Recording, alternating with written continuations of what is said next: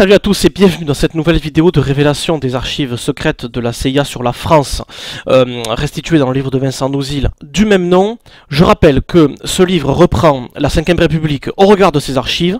Je rappelle que ce livre commence donc par le début de la 5ème République, la présidence de Charles de Gaulle.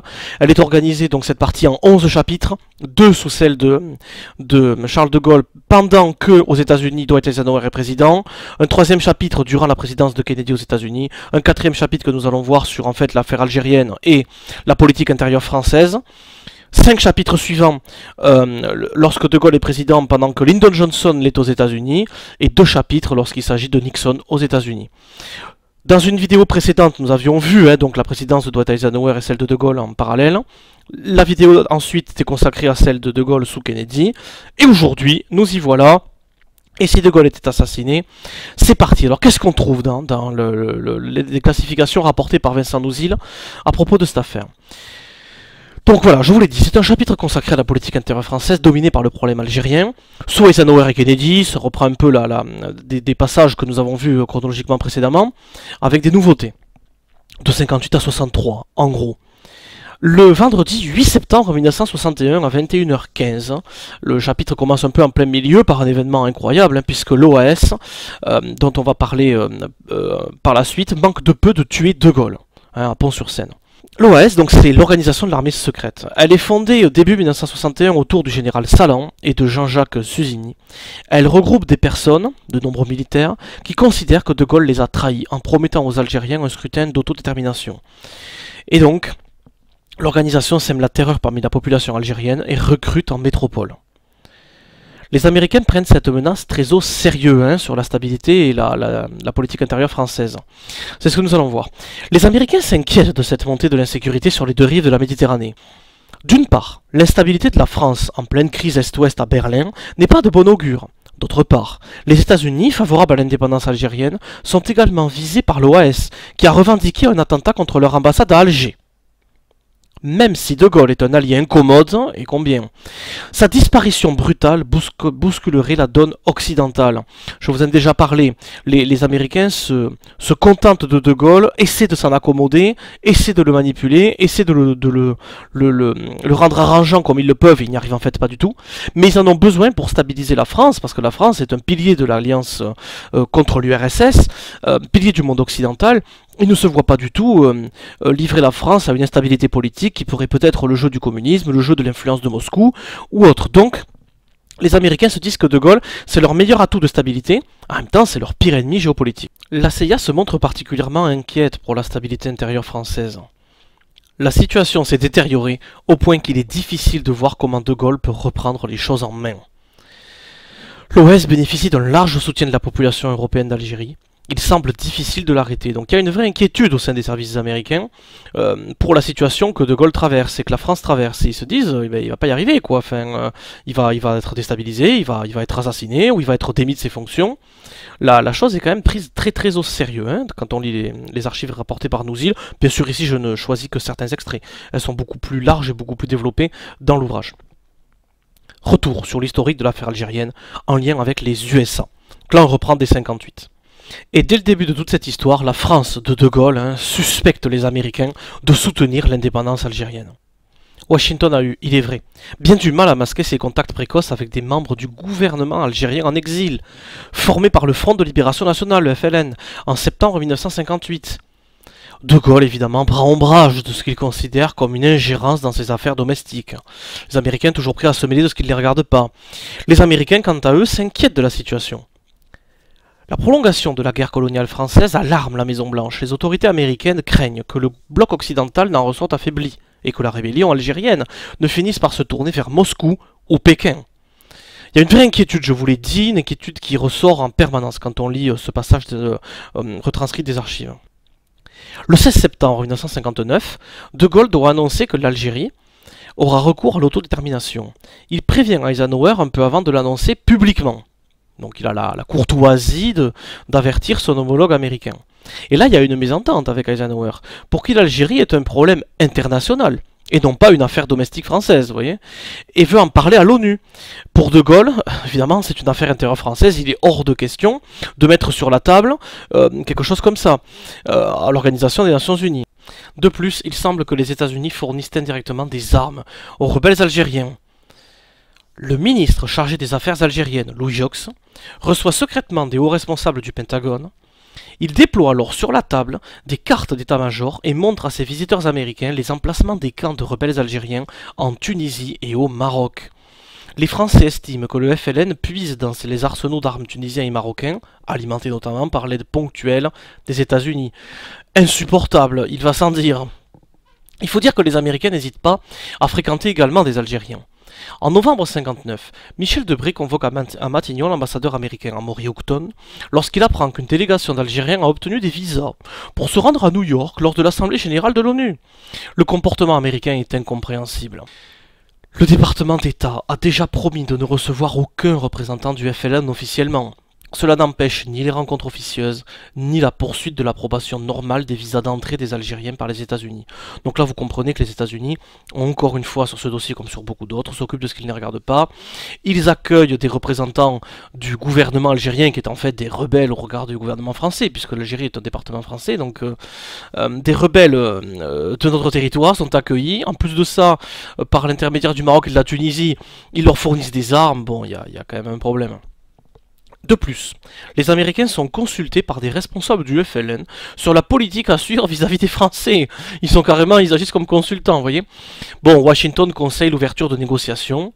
Fin 59, les USA finissent par décider de soutenir pleinement la politique de De Gaulle en Algérie et de tout faire pour avoir une solution rapide et équitable à ce problème. Pour Washington, la guerre d'Algérie est tout simplement une épine qui affaiblit l'Occident. Je vous ai dit à quel point la stabilité française était clé pour eux, et on le ressent à travers les archives. Si De Gaulle échoue, et que la guerre d'Algérie s'éternise sans solution, sa position sera affaiblie, et il aura du mal à contenir la pression des extrémistes de droite. En cas d'échec ou de disparition du général, les communistes pourraient réagir et regagner l'influence qu'ils ont perdue, en provoquant la création d'un régime de front populaire. Donc ils ont peur d'un débordement à la fois par la droite, à la fois par la gauche, ils ont peur des communistes, ils ont peur de l'influence étrangère là-dedans, tout ça les effraie et les focalise leur attention. Même si le général est un allié difficile, la Maison-Blanche conclut avec fatalisme, nous devons faire tout ce que nous pouvons pour nous arranger avec De Gaulle. Ça, donc, c'est clair. Début 60, la guerre s'intensifie. De Gaulle refuse toute négociation et mène une guerre contre le FLN.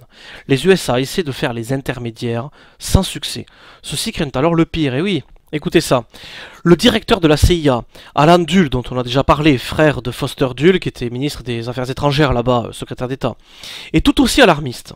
Selon lui, la tenue prochaine en France d'un référendum plébiscite sur la politique algérienne va provoquer l'opposition définitive des colons et de l'armée en Algérie. Nous allons droit à une situation de crise en Algérie dans les 2 mois qui viennent. En fin d'année, ils anticipent l'éventualité d'une intervention de l'URSS en Algérie et se demandent si cela devrait activer l'OTAN. Donc on voit vraiment qu'ils envisagent le pire, ils se disent que ça peut partir en guerre mondiale cette affaire d'Algérie. C'est quand même extrêmement grave. Pour eux, De Gaulle est dans une impasse et ils ont peur qu'il soit renversé par l'armée. Alors qu'est-ce que c'est que cette affaire d'armée ? Début 61, la CIA fait part au nouveau président Kennedy du climat de haine anti-gaulliste qui règne au sein de l'armée. Selon elle, une atmosphère pré-révolutionnaire prévaut en France. Je vous ai mis ici le rapport de la CIA sur la question. De Gaulle ne durera certainement pas s'il laisse partir l'Algérie. Tout sera terminé pour lui avant la fin de l'année, qu'il soit déposé ou assassiné. De Gaulle sera probablement suivi par un gouvernement de front national sans les communistes. L'armée sera un élément dominant, mais elle insistera pour ne tenir que 2 ou 3 ministères, au minimum les travaux publics et l'information. La CIA semble avoir des indications précises venues de ses tops au sein des instances militaires françaises. Donc là, on en aperçoit quand même une instabilité pour le moins importante à tous les niveaux en France. Le 22 avril 61, il y a un putsch à Alger. Alors, les Américains sont bien informés et étudient sérieusement l'affaire. D'après les renseignements initiaux de l'agence, la majorité des officiers soutiendraient le putsch. Des militaires à Pau, Marseille et Nancy seraient prêts à les rejoindre. Ils pourraient prendre facilement le contrôle des ministères, avec 5000 hommes parachutés sur Paris, sans que personne ne s'y oppose. Au pouvoir, les insurgés opteraient en faveur d'une politique pro-américaine et pro-OTAN. Le putsch semble être sur les rails, À Washington, l'attentisme prévaut. Donc là, on voit que les scénarios de dissolution du pouvoir gaulliste en France, anticipés par les Américains, commencent à se mettre en place. On voit que les Américains, ils anticipent que des dangers pour De Gaulle, à gauche, à droite, l'armée, les Russes, l'Algérie, l'OS, etc. On voit que là, pour le coup, le pouvoir est en train de se déstabiliser, et pour eux, c'est le signe logique de ce qu'ils anticipent, à savoir que De Gaulle n'a pas assez d'assises, son pouvoir est trop bancal, pas assez stable, et que il va être renversé. Un espionnage américain très précis, unité par unité, est effectué pour anticiper au mieux les événements. Les insurgés donnent des garanties aux USA sur l'OTAN. En plus de ça, les États-Unis, vous voyez, ils se disent, après tout, on est un peu séduits par ces insurgés, puisqu'ils ont l'air d'être pro-américains, pro-OTAN. Bon. Finalement, les renseignements américains se font plus contrastés. Les soutiens des insurgés s'étiolent et la prise des pleins pouvoirs doublée d'un discours très ferme de De Gaulle renverse la situation. La révolte finit par s'effondrer. Alors, c'est pas fini pour les problèmes de stabilité intérieure. C'est une révolte qui a failli marcher, qui là est matée par De Gaulle, parce que la stature, parce que le discours public, parce que tout ça a mis le haut là. Mais il y a encore d'autres dangers, on a bien vu. Il y a toujours les milices actives sur le territoire, toujours un parti communiste fort, toujours une droite, une extrême droite très active. Mais il y a un autre problème qui va surgir tout de suite, c'est que les Américains ont-ils aidé les insurgés directement? Il y a beaucoup de rumeurs qui le disent. Et malgré les garanties que les insurgés leur ont données, je vous l'ai dit, sur la politique pro-américaine qu'ils comptaient mener, sur l'OTAN, ceux-ci semblent avoir, tout du long, préféré De Gaulle. Et même proposé leur aide maritime et en matière de renseignement à De Gaulle, et celui-ci a refusé. Ces rumeurs, insistantes et empoisonnantes durant plusieurs mois, sur l'aide US aux insurgés, semblent n'avoir aucune base à l'étude des archives d'après Vincent Nouzil. Il semble que les Américains aient un désaccord de fond avec la politique algérienne des insurgés, que ce soit ça qui compte le plus pour les États-Unis. Les insurgés veulent garder l'Algérie française. Les États-Unis, ça, ils ne l'envisagent pas dans le monde qu'ils voient. Ils voient l'indépendance de l'Algérie comme quelque chose d'inévitable. Ils voient De Gaulle comme quelqu'un qui l'a compris et qui va le réaliser. Et ils voient dans ces insurgés des gens qui veulent garder l'Algérie française. Pour eux, ça, c'est beaucoup plus grave que la politique anti-américaine de Gaulle comparée à cette Algérie française avec un gouvernement pro-américain. C'est quand même pas rien à entendre. La probabilité, par contre, du soutien relatif, voilà, en ce qui concerne le soutien donc direct au putsch, il semble que les Américains, du coup, n'en aient jamais fait, mais par contre, il semble qu'il y a une probabilité non nulle du soutien relatif de certains agents de la CIA sur place sous forme de promesses, de garanties ou d'aides concrètes limitées aux insurgés, sans forcément l'accord de leur hiérarchie. C'est complexe, les réseaux américains.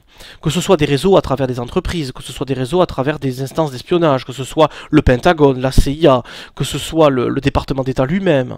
Il y a tout un tas comme ça, de ramifications qui ne se contrôlent pas forcément les unes les autres tout le temps, qui ne sont pas forcément en rapport immédiat, en permanence entre elles. Et donc, on se dit que peut-être certains agents de la CIA, ça c'est pas grave de faire des promesses ou des garanties, on est libre de pas les tenir, ces promesses ou ces garanties, vous savez, les promesses n'engagent que ceux qui les croient. Et dans la mesure où on fait ça, on joue un peu sur tous les tableaux. Si les insurgés gagnent, on leur a dit oui, bien sûr, puis s'ils perdent, on s'en fiche de ce qu'on leur a dit. Donc c'est pas absurde de considérer qu'une politique globale américaine anti-insurgés se soit parallélisée avec une politique de certains agents sur place, donnant des promesses, des garanties, voire des petites aides très limitées, sans forcément lien avec leur hiérarchie propre. La John Birch Society, société américaine, a peut-être financé l'OAS. D'après Vincent Nouzil, c'est assez dur à certifier, mais certains éléments vont en ce sens. Bon, à voir, on n'a pas le fin mot de tout ça. En attendant, les Américains se concentrent désormais sur un danger très sérieux, l'assassinat de Gaulle. Si le putsch échoue, s'il n'est pas renversé, si la droite n'arrive pas à doubler, si les communistes n'arrivent pas à doubler, si la gauche ne fait pas de front populaire contre lui suffisamment puissant, ils se disent ils vont l'assassiner, quoi, ce De Gaulle. Donc c'est ça qui anime les intérêts, les préoccupations américaines. L'hypothèse de l'éviction brutale du général et de son éventuel assassinat est de plus en plus ouvertement évoquée dans les rapports secrets des Américains. L'ambassadeur James Gavin parle du malaise qui grandit en France et d'une menace de guerre civile malgré des mesures de sécurité et des purges en cours dans l'armée. Ni l'extrême droite, ni les communistes ne sont opposés à voir le sang couler. Le charisme du général de Gaulle a permis jusqu'à présent de conjurer ces risques. La CIA rapporte que certaines unités de l'armée en France projettent de prendre d'assaut le palais de l'Élysée et de le démettre. Au fil des mois, les alertes s'intensifient. Là, on voit encore que la situation est extrêmement tendue. Et de Gaulle, eh bien, il reste calme et déterminé à résoudre le problème algérien d'ici la fin 61. S'étonne presque James Gavin, qui termine son rapport sur une note curieusement optimiste. Écoutez ça. Finalement, je crois que De Gaulle, qui est au mieux de sa forme dans des situations de crise, devrait, à moins d'être éliminé physiquement par les comploteurs, déjouer à nouveau avec succès tout coup monté contre lui dans l'avenir immédiat. Et oui, c'est que De Gaulle, si vous voulez, il en a vu d'autres. Il a l'habitude des situations de crise, des situations extrêmement graves et instables. Ce qu'il a fait pendant la Deuxième Guerre mondiale est immense. Pratiquement seul et sans moyens. Pratiquement seul et sans moyens. Il a essayé d'imposer l'idée que c'était lui la France, avec le petit groupe de gens autour de lui, les petits moyens dont il disposait, alors même que le pays est envahi par l'Allemagne nazie, auprès des anglo-saxons qui ne voient qu'un seul intérêt, c'est finalement de revassaliser cette France une fois qu'on l'aura libéré de l'occupant nazi. Donc, il en a vu d'autres des situations tendues, il en a vu d'autres des situations de crise. On a un homme d'une extrême force intérieure, avec une capacité à voir venir les problèmes, à les anticiper et à les gérer comme il convient. Vous savez, c'est immense la façon dont De Gaulle gère absolument tout ça. Et donc finalement, les services américains se disent, malgré tout l'éventail des ennemis, des oppositions intérieures, il va finir par s'en sortir, ce De Gaulle. Et c'est ce qui va être le cas. Selon les Américains, De Gaulle a certes beaucoup de problèmes. La crise algérienne qui dure, les officiers anti-gaullistes dans l'armée qui ont une crainte d'un trop grand pouvoir personnel et qui rêvent de le voir renversé, je vous l'ai déjà dit. Et je vous dis ça parce que l'armée, c'est vraiment la question clé du pouvoir. Ça revient beaucoup quand on lit les archives. Ils sont pas fous, les Américains, et au fond, vous savez, les gens de pouvoir, ils en arrivent à comprendre que la force est restée la clé dans ce monde. On a beau se mettre des paravents de moralité, des paravents de démocratie, de régime, je ne sais pas quoi. Au fond, le plus fort domine. Et le plus fort dans ce monde, eh bien c'est l'armée, détentrice de la violence légitime militaire, la violence légitime extrême, quand il s'agit de balancer des bombes, etc. Donc, c'est ça qui en définitive donne le contrôle d'un pouvoir politique. Le reste, c'est des jeux pour faire plaisir. La CIA masque à peine les bonnes relations qu'elle entretient avec ses officiers supérieurs, pensez bien, qui veulent éviter tout dérapage, de même que son penchant pour ce courant anti-gaulliste républicain.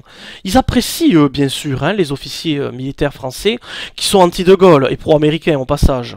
Et donc ça ne fera que continuer, vous comprenez bien. À partir de là, ils entretiennent des liens de façon très active avec les successeurs potentiels de De Gaulle. L'opposition est justement en train de s'organiser. Plusieurs figures politiques, pro-européennes et atlantistes, dont le vieil Antoine Pinet, le socialiste Guy Mollet, le radical Maurice Faure, le chrétien-démocrate André Colin, se retrouvent le 16 janvier, place de l'Alma, au domicile de Pierre Uri, directeur d'une banque américaine et ancien collaborateur de Jean Monnet, en compagnie de syndicalistes, notamment le secrétaire général de la CFTC et celui de Force ouvrière. Ensemble, ils tentent de réfléchir à l'après-gaullisme. Donc là, si vous voulez, là on a une préfiguration de la suite de ce qui va se produire durant la présidence de De Gaulle, à savoir que les Américains séduisent absolument tout. Pour être sûr qu'au pouvoir sera finalement un homme séduit par eux, ils essaient de repérer les cadres futurs pour se les mettre dans la poche, les séduire avec des voyages aux États-Unis, etc.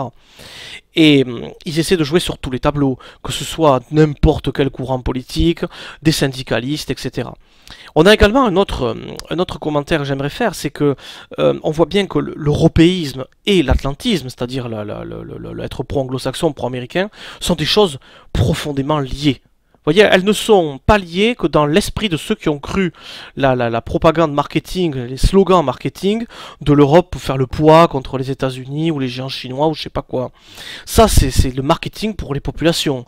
La réalité, c'est que ce sont les Américains qui poussent à la construction européenne. Ce sont les Américains qui poussent à ce que le fédéralisme européen prenne le pas sur les nations, parce que c'est un moyen pour eux de les paralyser et de les contrôler à leur place, c'est-à-dire à la place de ces nations-là, qui se contrôlent donc elles-mêmes en attendant que cette Europe et que ce fédéralisme viennent. Donc c'est évidemment une manœuvre pour eux géopolitique clé. Et donc ils ne cherchent que des gens qui sont proches qui sont pro-européens. On vous parle ici d'anciens collaborateurs de Jean Monnet. Vous comprenez bien qu'on a aujourd'hui les archives déclassifiées qui se montrent de façon certaine que Jean Monnet travaillait pour eux. Bref, j'en ai déjà parlé. Au passage, encore une preuve que l'européisme et l'atlantisme sont liés, je viens de vous le dire. Beaucoup de rencontres ont lieu en France, et Kennedy s'intéresse de près à la succession de Gaulle. En attendant, en mars 1962, vous savez, c'est les accords d'Évian sur l'autodétermination de l'Algérie. Donc l'OAS, pendant ce temps, intensifie les attentats en Algérie, puisqu'elle s'oppose absolument à ça, cette organisation. Elle prépare une nouvelle insurrection, et fait la chasse aux musulmans. Le 8 avril 1962, le référendum donc passe en France, 90% de oui, en France donc métropolitaine hein, pour les accords d'Évian. Le 1er juillet 1962, le référendum est à lieu en Algérie, où là c'est 99,72% de oui. On voit bien que la population est dans l'écrasante majorité favorable à ça. Le 22 août 1962, donc à peine un mois et demi plus tard, hein, c'est l'attentat du Petit Clamart. 150 balles sont tirées sur la voiture de Charles de Gaulle. Vous voyez ici, on voit la voiture avec des éclats de balles. Donc de Gaulle passe vraiment très très près de mourir. Et donc de Gaulle se dit qu'il est temps d'instituer l'élection présidentielle au suffrage universel. Vous voyez, ça lui met un petit coup de pression en mode il faut quand même que je pense à ma succession. Parce que ça transparaît aussi durant les archives, les Américains sont impressionnés. De Gaulle refuse la sécurité rapprochée. Il veut pas trop être entouré de gardes du corps, il veut pas qu'on l'embête avec ça. Et donc les Américains, c'est d'autant plus là qu'ils envisagent le fait qu'il soit assassiné, parce que ils se disent non seulement il y a des partis qui veulent l'assassiner de partout, mais en plus lui refuse la sécurité au-delà d'un service minimum. Donc bon, vous voyez l'équation, voilà. Et donc voilà, l'anticipation américaine de la situation française en cas d'assassinat de Gaulle, c'est ce qu'on trouve dans les archives, hein. Ils en discutent énormément. Au début, ils envisagent l'idée avec tranquillité. Ils se disent, après tout, il y aura une succession logique, au fond rien ne va vraiment changer autrement que lentement et de façon prévisible. Et puis, à partir de mars 63, où une nouvelle tentative d'assassinat est déjouée, les militaires du Pentagone vont se charger d'étudier le sujet qu'ils considèrent avec gravité. Donc là, c'est le compte-rendu du Pentagone, hein, c'est l'organe militaire américain clé. Pour le Pentagone, si De Gaulle est assassiné, les gaullistes n'auraient d'autre choix que d'essayer de garder le pouvoir par la force au moyen d'une dictature gaulo-militariste, avec planification d'assassinats ciblés, dont les cibles sont déjà prévues selon la CIA. C'est-à-dire que la CIA prétend qu'elle connaît avec précision les plans de ces gaulo-militaristes qui ont prévu tout un tas d'assassinats très ciblés, déjà dans les papiers en cas de mort de De Gaulle. Et donc que ce front, cette dictature gaulo-militariste, se verrait se dresser contre elle un front socialo-communiste. Donc en gros c'est la droite au pouvoir solide, qui assassine, avec un front socialiste, communiste, voilà, gauche, tout ça, qui est en face. Les Américains prévoient d'aller jusqu'au bout, pour préserver leurs intérêts en France. Et ça c'est pas rien. C'est-à-dire que pour eux, si jamais la situation tourne trop mal, intervenir militairement en France est une chose tout à fait envisageable. Et là, d'autant plus qu'on parle du Pentagone. Le Pentagone n'a pas peur hein, des invasions militaires, puisqu'il est un expert en la matière. Je vous mets au défi de me citer tout de suite beaucoup de pays qui n'en ont pas fait les frais. En attendant, dans le rapport secret de mars 1963, le Pentagone ne tourne pas autour du pot. En cas d'assassinat du général de Gaulle, les États-Unis seraient prêts à intervenir en France. Il est clair que les intérêts de la politique américaine et ceux d'une Europe plus unie seraient mieux servis si les procédures constitutionnelles pouvaient se dérouler normalement. Vous voyez, c'est pas moi qui invente la phrase, c'est dans le rapport tel quel déclassifié du Pentagone. La politique américaine et ceux d'une Europe plus unie. Vous voyez à quel point c'est intimement lié et à quel point les États-Unis considèrent que l'Europe unie, c'est leur politique à eux. C'est la même chose. Un nouveau président élu devrait être un représentant soit de la droite modérée, comme Antoine Pinay, soit du centre-gauche, comme Pierre Fimelin.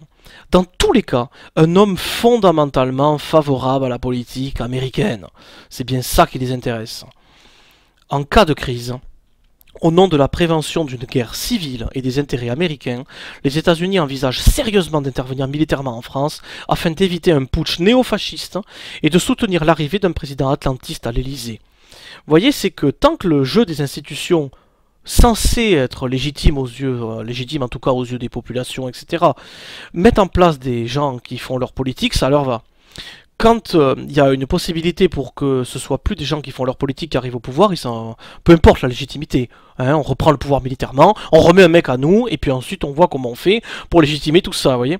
Il y a un côté, la légitimité d'une procédure, ça n'a pas de sens, c'est plutôt qui est dans leur intérêt. Si la procédure en place permet d'arriver des gens dans leur intérêt, c'est bon. Voilà, un petit côté comme ça. Et malheureusement, c'est évidemment ce qui va se passer après De Gaulle, hein. C'est-à-dire qu'après De Gaulle, bah, c'est des gens qui vont être dans l'intérêt pro-américain qui vont arriver au pouvoir. Mais bon, si nous vivons les conséquences de l'arrivée au pouvoir aujourd'hui en France de des gens pro-américains et pro-européens depuis l'après-De Gaulle, nous n'en sommes pas là. Dans l'histoire que je vous fais de la présidence de Gaulle de la Ve République, De Gaulle a encore des années devant lui pour doter la France d'atouts exceptionnels qui en font la puissance formidable qu'elle est encore aujourd'hui et qui, je l'espère, et nous l'espérons tous normalement, doit rester debout et se redresser rapidement. Parce que les problèmes évidents depuis que les successeurs de De Gaulle sont arrivés se concentrent aujourd'hui sur la population française qui en subit les frais par un appauvrissement brutal de son niveau de vie. Et ça ne fera qu'empirer. Je vous rappelle l'organisation de la présidence de De Gaulle, 2 chapitres en parallèle de Dwight Eisenhower, traités dans une première vidéo, un chapitre en lien avec Kennedy, traité dans une autre vidéo, ce chapitre que nous venons de voir sur l'insécurité politique intérieure française, l'affaire algérienne, et la façon dont De Gaulle gère tout ça. 5 chapitres avec la présidence de Lyndon Johnson, que nous verrons plus tard dans plusieurs vidéos, et 2 chapitres en lien avec la présidence de Nixon. Voilà, ça c'était la vidéo d'aujourd'hui. Je vous remercie de m'avoir écouté jusque-là. Et n'hésitez pas à commenter, à me dire ce que vous en pensez, à me dire si ça vous intéresse, à me dire si ça vous donne envie de lire l'ouvrage de Vincent Nouzil pour en apprendre plus vous-même. Si vous considérez que le travail que je fais là est digne d'intérêt, et si vous avez des propositions ou des améliorations, notamment pour le support, ou si vous avez préféré les vidéos où on voit mon visage avec à moitié support, etc. Je vais de toute façon, je pense, m'orienter vers ce profil de vidéo, où on verra une partie de la vidéo, c'est ma tête, voilà, et l'autre partie, ce sera le support. Là, tout de suite, je reprends pas ce modèle que j'ai fait pour mes dernières vidéos, parce qu'en fait, les supports que je sors ici, je les ai construits il y a déjà plusieurs mois, et j'ai déjà des vidéos d'avance, donc je vais pas tout refaire, qui me prendrait des jours, d'autant plus que ça m'a pris des jours à faire, donc ça c'est double perdu, pour réagencer tout ça avec ma tête, mais je me dirige vers des vidéos où on me verra. Dites-moi si vous pensez que ce format-là est plus séducteur que ceci. Et je vous remercie de m'avoir écouté. N'oubliez jamais une dernière chose, que moi je suis pas historien, je suis pas spécialiste, moi je suis juste quelqu'un de curieux. C'est pour ça que j'appelle cette chaîne comme ça, et c'est pour ça que je veux vraiment mettre de la prudence entre moi et ce que je fais. Et donc entre moi et vous, entre vous et moi, si vous voulez, restez prudent, ne me croyez pas sur parole, vérifiez ce que je vous dis, méfiez-vous de ce que je vous dis. Je suis pas quelqu'un d'objectif, c'est pas possible d'être objectif. Moi j'essaie juste de vous amener ce que je pense être vrai de la façon la plus exacte possible, mais forcément par mon filtre interprétatif, par ma façon de penser et de concevoir l'histoire et les données que je vous amène. Donc méfiez-vous-en, c'est la meilleure chose que je puisse vous dire. Merci à tous de m'avoir écouté, salut.